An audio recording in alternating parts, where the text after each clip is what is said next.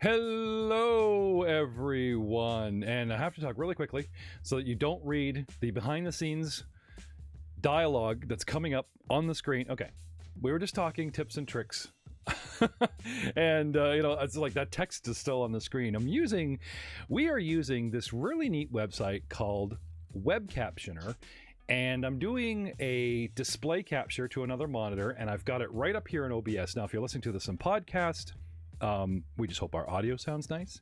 But if you're watching the video feed of this, if you are watching the vodcast on our Mongers Podcast Network YouTube channel, or on our at www.twitch.tv/GMsCut, you'll see that we're going to try and start closed captioning all of our shows. And this website just does it for free, puts it up there, and it's great. I'm loving this, and we're trying to wrap our head around this, but it listens all the time. And it's always watching. But I have gone on enough. Today, we are talking to another fellow Canadian. Mr. Jessie Boros is in the house tonight, and he is one of two hosts of the DMs of Vancouver Podcast. What's a DM? Well, it's a dungeon master, not current with the current game master, but dungeon masters usually refer to possibly 5th edition D&D or worse. He's in Vancouver, which means he's a Canadian, like myself. No, I didn't interview him just because he's Canadian. I just happened to find his show, and I like what I heard, and I dragged him here in front of you. So, help me welcome and thank Jessie. Thank you so much for being on the show today. Hey, thanks for having me on. Now, I know this is sort of like a leading question for later, but DMs of Vancouver, the podcast, the vodcast, the show, you said you were podcast only, so video is something new to you. Me throwing you in front of the camera. It's it's definitely new. And I might have tried to figure out the lighting a bit better if I had a couple of days, but we did what we could do in 5 minutes, and sunshine. You look great, man. You look great. The DMs of Vancouver Podcast is my understanding that you actually interview other dungeon masters and talk about their process and the games they play. So it's almost like a behind the scenes look. How would you classify your show? So behind the scenes look is pretty accurate, actually. Generally what we do is we ask a guest to beforehand to let us know what they think their strongest aspect of their DMing is, and then we try and focus in on that. You were telling me while we were setting up that you kind of run your games, and people have said it's kind of like a game show host. So we would talk to you about that, and we would ask you questions about why do you use the strategy? Does it help you get a certain tone across and stuff like that? I admit I'm more of a 2-star DM as opposed to a 5-star DM.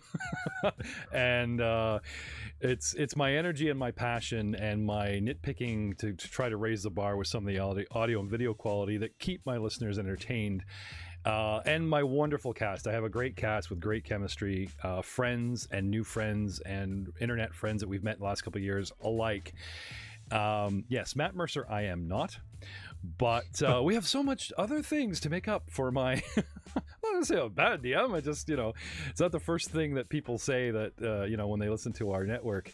But we'll get new DMs coming, new and better coming on the way. But apologies to Matt Damon, who we ran out of time, and your co-host who couldn't make it today. Yeah, Sean's got some work to do, but he maybe we can get him on another time. Another time. We usually like doing dial back shows in 3 to 6 months or even a year. Now we are celebrating our 3rd year anniversary of this show and podcasting in general. And we've brought back guests and finally got our hands on new guests that we've been hounding for years. But we are trying to change the format. I talked about Attack of Opportunity. This might be the last, or it's going to change. And I had fans going, what do you mean you're getting rid of the show? I was like, no, we're not ending the show. I'm trying to alter the show to make it more entertaining.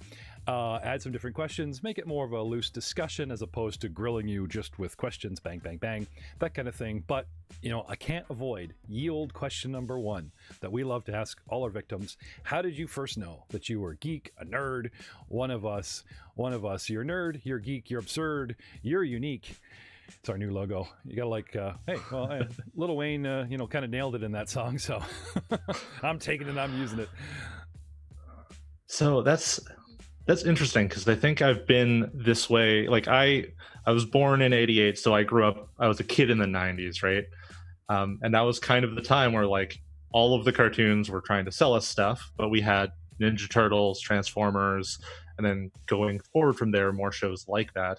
And like I've just always been interested in sci-fi and fantasy and all those kind of things. Like the earliest books I remember like reading and really reading and absorbing were the Animorphs books. And like that kind of, general science fiction stuff has been with me all my life. I don't think I realized there was a distinction though until like probably I was like 11 or so. So when you say Animorph, you talking about stuff like Redguard, like the medieval mice running around and all that kind of thing, or? No, I'm talking about the Animorphs books. They were written by K. Applegate in the '90s, and they were a series of books about these teenagers who discovered an alien that was dying, and he gave them powers to turn into animals, and then they had to fight an alien invasion off. It's a whole thing. Oh, okay. Sorry. Right. All right. Sorry. The term Animorph, just takes you down a certain path, and I misunderstood. I'm sorry. Oh, no worries. So I love how guests these days are just like answering 3 questions that I've got loaded here. You've already kind of like, was there a gateway drug or something? You're interested in these books.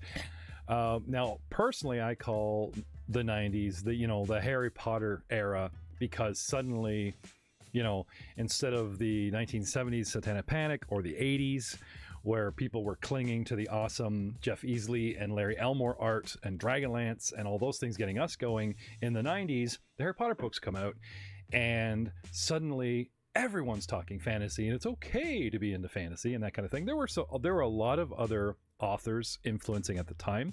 I'm not discounting anyone else. It's just a thing with me going, oh yeah, 90s Harry Potter kid, right? There you go. Yeah. And that is also true. But definitely started reading those books when I was a kid. When did you start reading, manuals and the tabletop games? How did you get into RPGs? How long have you been playing RPGs? When did that start? So I started playing when I was about 17, but for the couple of years leading up to it, I had been like reading my friends' books. Basically, there was a group of friends I had who were playing since I was like 14 or whatever, but they already had like 7 players, and I couldn't reliably get out to where they lived. I went to a private school, and it was kind of a wide-ranging thing where people from all over the Lower Mainland would go. So like I lived quite far away from the school, and all of these people lived within walking distance. So it wasn't doable for me to play with them for a long time, basically until I had a car and could get myself around. Cool. The old mom's basement scenario where they more or less kids on bikes, and Stranger Things, and they run into the basement and, Mom, the meatloaf. All right, so something like that, right? So you've been playing for that long, and then the internet comes, it gets big or whatever. What made you decide to start making your own content, not doing more than just playing for fun? What made you go from the 99% consumer to the 0.1% content creator? I was approached by my co-host, who I went to high school with. I'm longtime friends with him, and he was like, I want to make a show where we talk about DMing, because I'm finding that I do this all the time anyway. When I'm making a game, I find a friend and I talk to them about it for hours, and he's like, and he was a pretty new DM at that point, and so was I. And the idea was it would also just help us learn new things, learn new ideas and things we could do. So he approached me about it. Originally, it was going to be more of a panel show, and then we realized that just we didn't have the setup for that if we wanted to do it out of his apartment when we started off. So we settled on an interview thing. That's still 3 people. It's plenty. Also, a lot of our friends who DM are great, but they do have a tendency to talk over each other, and we wanted to avoid that. Okay. So you guys are huddled up in Sean's apartment. Hi, Sean. Sorry you could be on the show today. Shout out to the other DM of Vancouver. You guys are huddled up in there. Now, so many people are doing actual play, but of course you need an entire cast. And a lot of people do, they talk about like somebody else's show, like a show that I think is really cool is called the GCP Fancast. And they talk about episodes about one of my personal favorite podcasts, the Glass Cannon Podcast, which of course is no secret to the world. I keep going on and on about them. But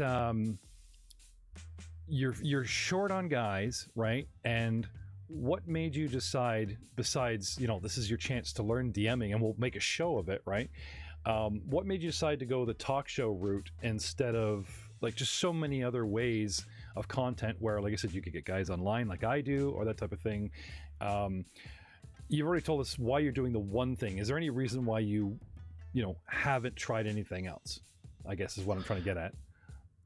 So part of it was that, like, if you look at the actual play community, there are so many shows. And even three, like, we released our first episode just under 3 years ago, so around the same time that you started this one.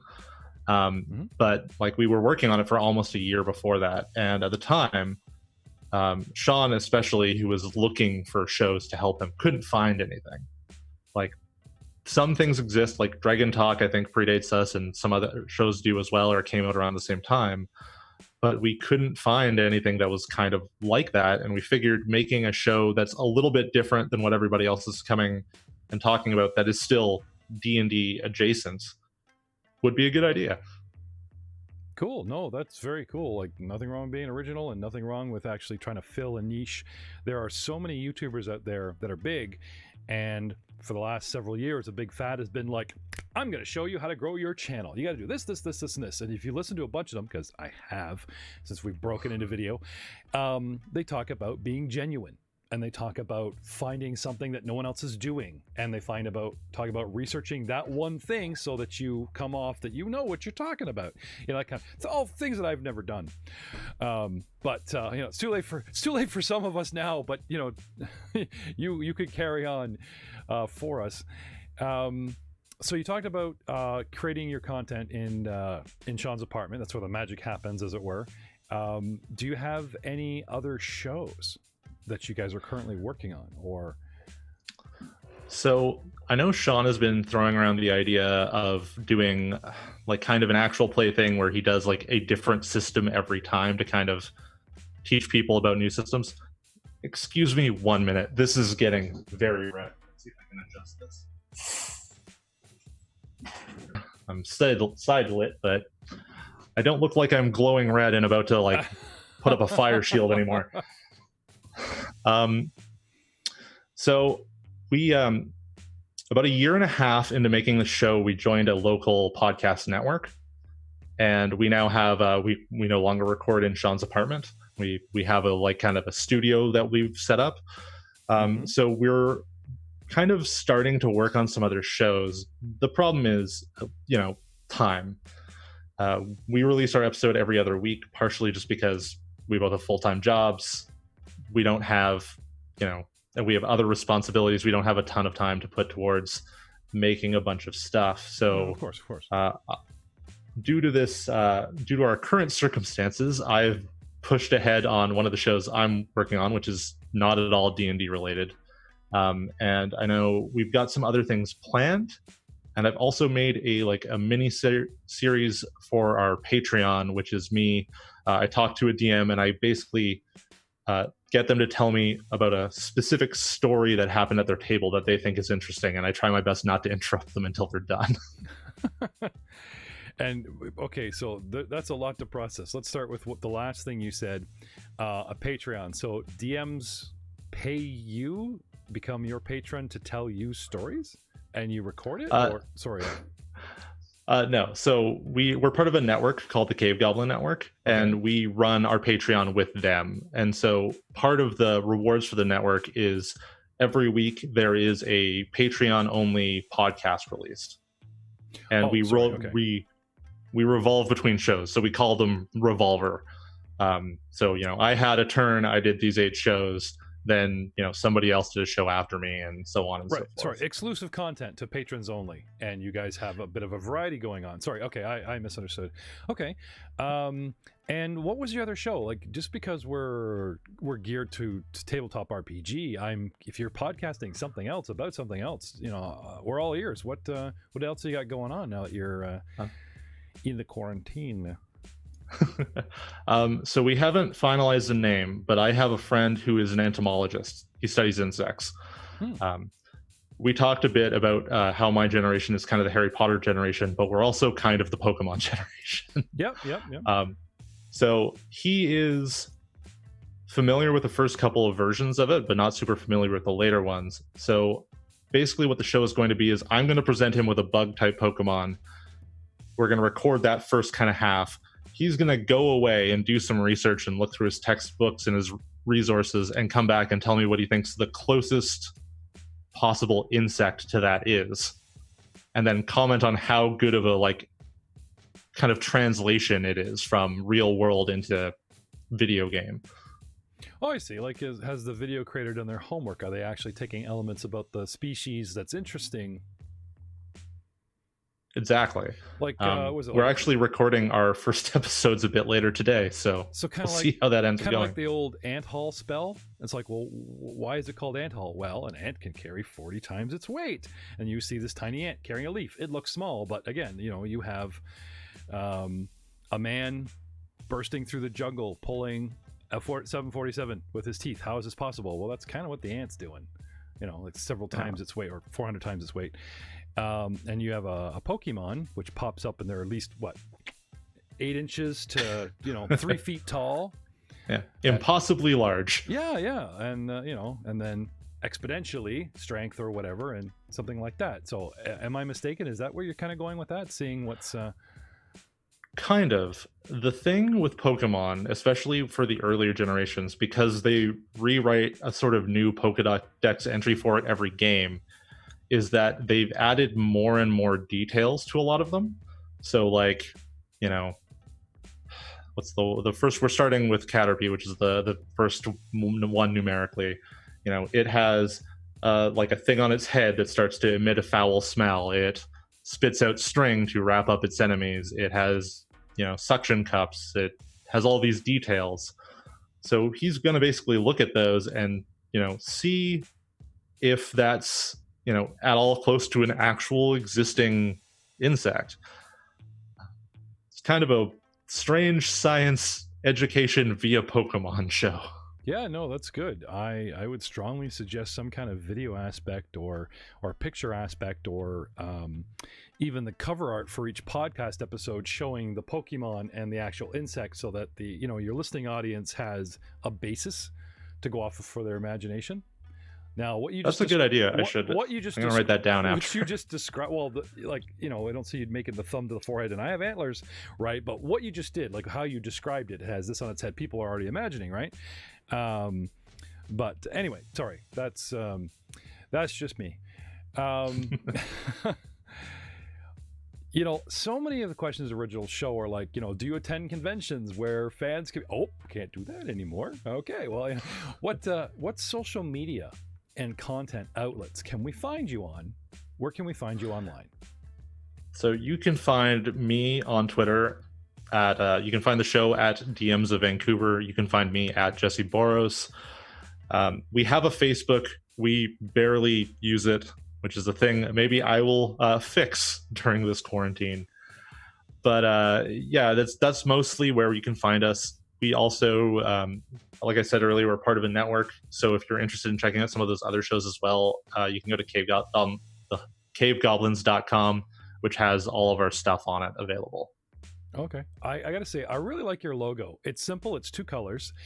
And if you look at the lettering, there's like a cityscape placed in sort of a green and white robo block with, of course, the D20 in the middle of it dominating. And, the letters really pop out. But you can tell a lot of thought went into that logo, for as simplistic as it deceptionally is. So it leads, I'd love to see that on a t-shirt. I'd love to see that on a hat. Do you have merchandise? Have you considered? So we have some merchandise available through the network, but we haven't really fully developed it.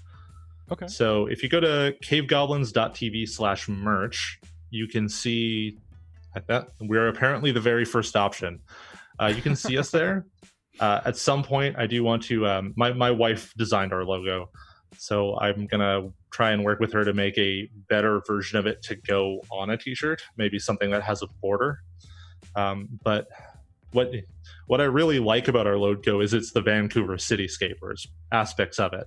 With the D20 being Science World, our big science center that looks like a golf ball. Yeah, I got that, but I wasn't gonna comment. Even the way you write Vancouver, where the letters roll like a roller coaster, that's really clever. I do like this.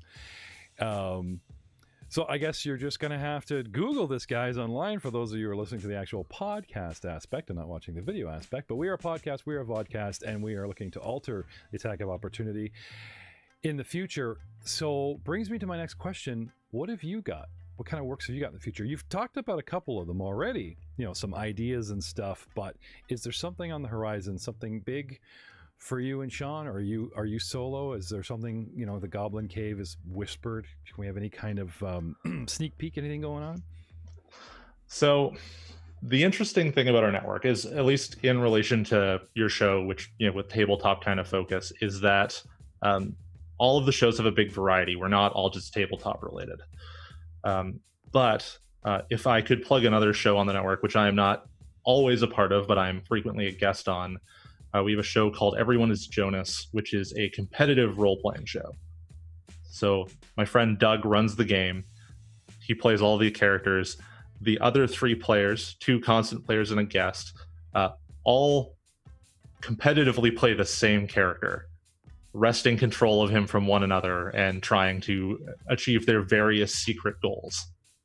Oh, that's and racking points up along the way. That sounds like, actually, it sounds like a great big clusterfuck of awesome fun. Actually, you got to talk more about that. So, hang on, just to be clear, okay, so you've got one guy running the show, and and he has a bunch of NPCs, like a DM is usually burned with, right? And then your 2 main cast on the show that are always on the cast, plus 1 guest, are all inside one guy's head.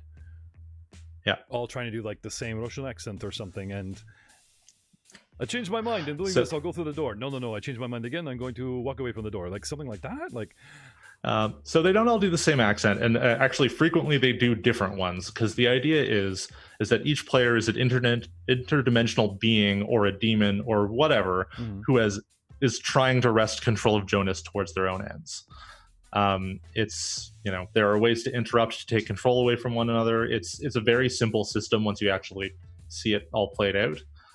But we, my friend Doug also used to host a show where he interviewed comedians around the city. So he knows a lot of comedians and a lot of very funny people. And through me and Sean, he's getting to know more and more tabletop people. So he's getting more varied people on. So like, I went on one time and I was playing Fistandantalus, basically like yes.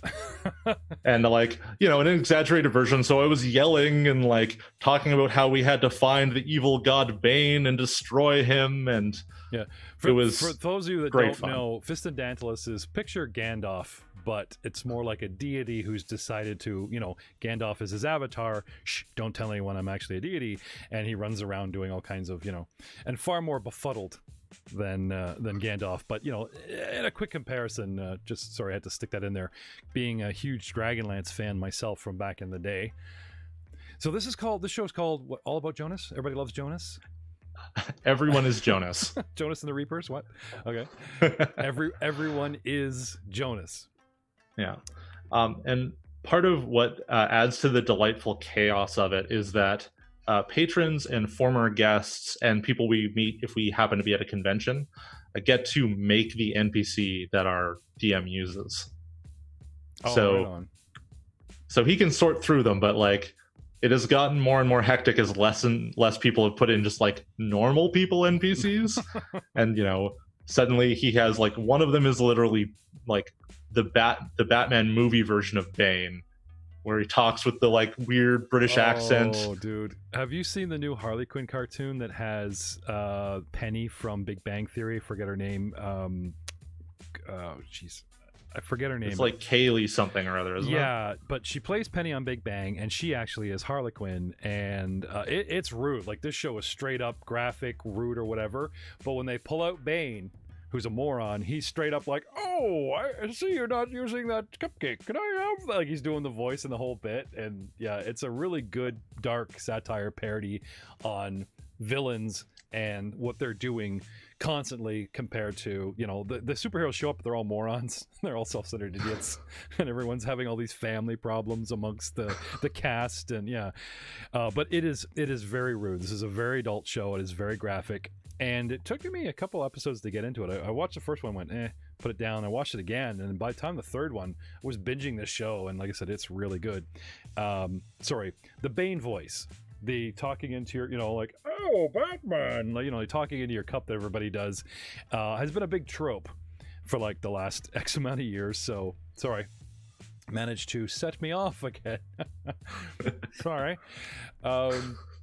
So, a couple optional questions. And I know this is kind of funny considering the times we live in, but I've spoken with doctors, lawyers, ditch diggers, you know, just about any walk of life person that's like, this is my day job, but at night I game, you know, that kind of thing.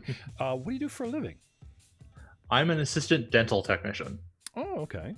Which means I help in the kind of long process of making people's crowns and bridges and dentures and stuff like that. Mm-hmm.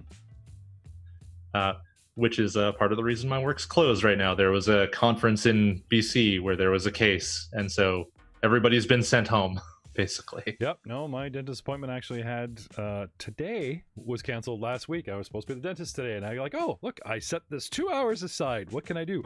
Scroll through the, you know, like X amount of people that I've promised interviews to that have all backed up, and it's like, right, DMs of Vancouver's next. Hello. Here we are. And yeah, like maybe with trying to be positive about the stay-at-home thing, you know, maybe this is your chance to make more content. Maybe this is a chance for you to, you know, put a couple of things up in the corners and lessen the echo.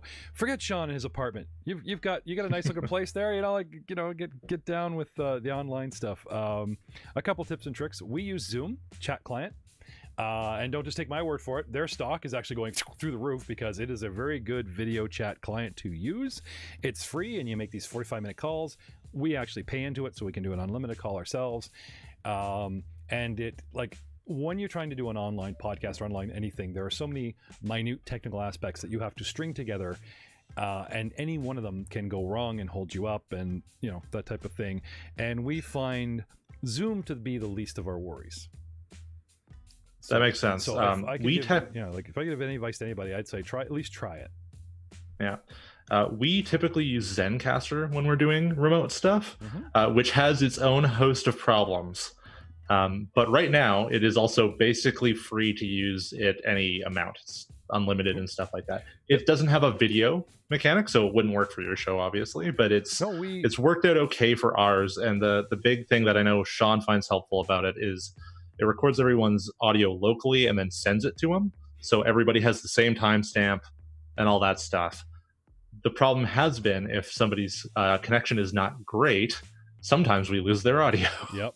Oh, dude, I know our second half of our season 0 of our Dice Before Dishonor podcast, the All Cavalier Party and One Samurai doing War for the Crown, is all on Zencaster.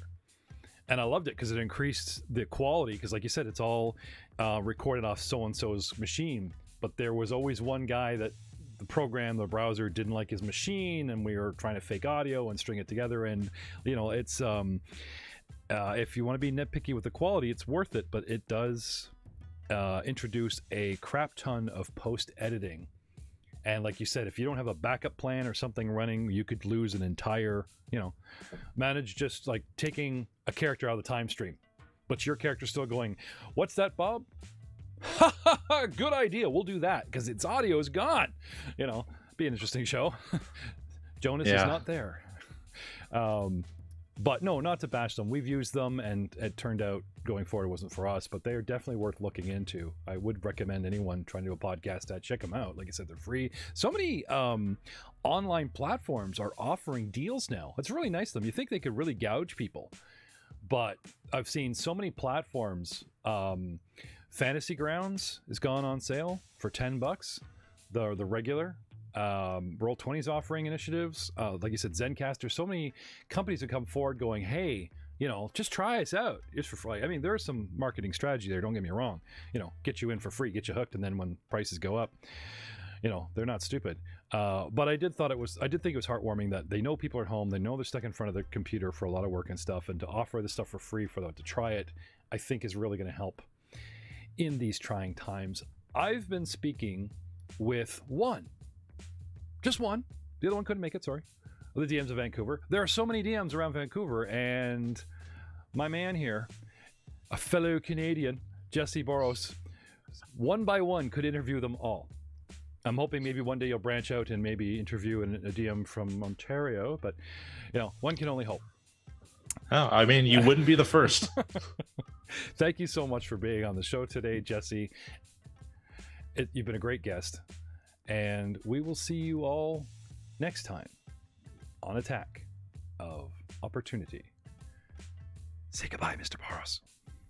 Goodbye. Thanks so much for having me.